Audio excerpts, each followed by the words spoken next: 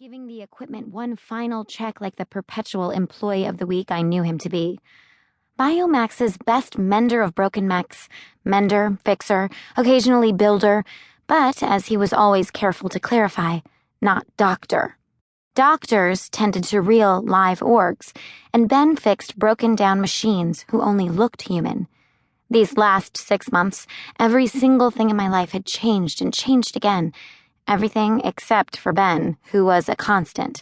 Same tacky flash suits, same waxy hair, same plastic good looks. Same fake modesty shtick, as in, aw shucks, I'm no one important, no one to be afraid of, certainly no one who'd keep secrets from you and manipulate you and blackmail you and hold the power of life and death over your remarkably lifelike head. I'm just a guy, like any other, so you can call me Ben. Some people get disoriented by the voice. I'll be fine, I said flatly. I'd had voices in my head before. One of the many perks of being a machine, the potential for improvements, like a neural implant that would let me speak silently to other mechs and hear their voices in my head, like infrared vision and internal GPS and all the other inhuman modifications I'd had stripped away when I moved back in with my org parents and my org sister and pretended to return to my org life. Like I could close my eyes, make a wish, and suddenly be organic again. Suddenly be the living, breathing Lia Kahn that had gotten into that car a year ago, pulled onto the highway, slammed into a shipping truck, and been blown into a million burned, bloody pieces. I want to make sure you understand how everything's going to work, Call Me Ben said, always pushing.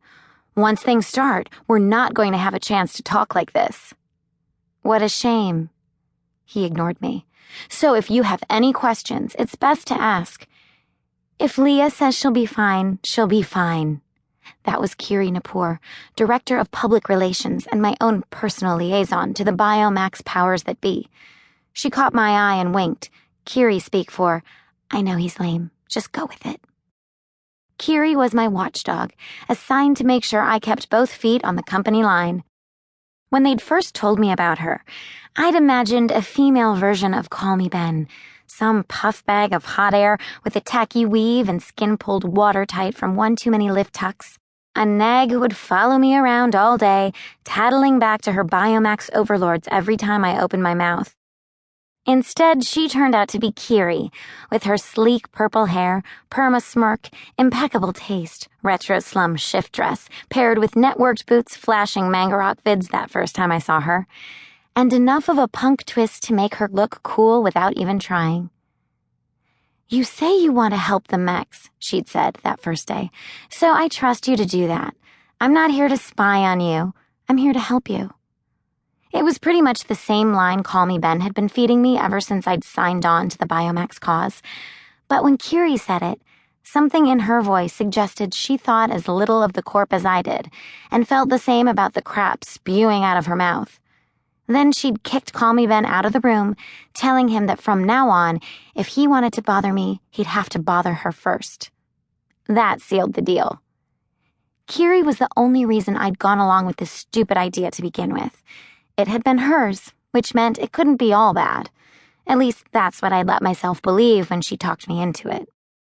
Guesting in a vidlife meant wiring myself with microcams and mics, ensuring that anyone who wanted could track my every move.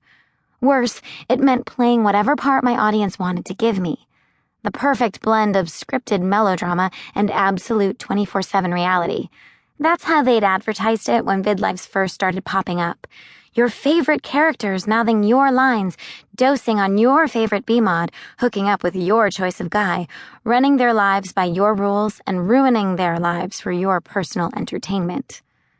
I told myself that it wasn't any different from what I'd been doing for the last 6 months as Biomax's poster child for the happy, healthy mech, doing what they told me to do, saying what they told me to say, bowing and scraping for board meetings and press conferences and legislative committees, dangling on their strings. I'd started because my father had asked me to, and I was still playing nice, honoring the letter of our bargain. I got all the credit I needed to help Riley, and my father got his daughter back. Or at least a reasonable simulacrum thereof. But once I'd made the